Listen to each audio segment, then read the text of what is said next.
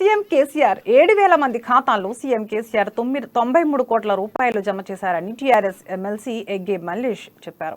Nationalised బ్యాంకుల నుంచి నగదు తీసుకుంటే గ్రామీణ బ్యాంకు ఖాతాలను బీజేపీ ఫ్రీజ్ చేయించిందని ఆయన ఆరోపించారు.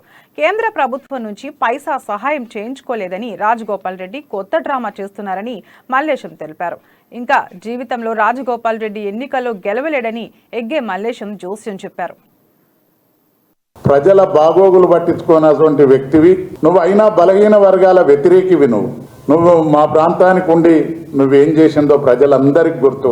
నువ్వు చెల్లని చెక్కులు డబ్బులు ఇస్తానని ఆశ చూపించి గ్లోబల్ ప్రచారం చేసే నువ్వు, నీ మాటలు ఎవ్వరు కూడా ప్రజలు నమ్మక నిన్ను ఓడగొడితే కనీసం సిగ్గున్న ఆదాయానికి ఓడిపోయి 20 రోజులు కాలేదు ధర్నా, ఓడిపోయి మతి భ్రమించి రాజగోపాల్ రెడ్డి గుల్ల కుర్మల భుజం మీద తుపాకీ పెట్టి ప్రభుత్వాన్ని కాల్చాలి అనే చౌకబార్ ఆలోచనలు మానుకోవాలి. మొగడు చచ్చినాక ఏదో ముండ బుద్ధిమంతురాలు అవుతుంది అనేది ఒక సామెత ఉంది.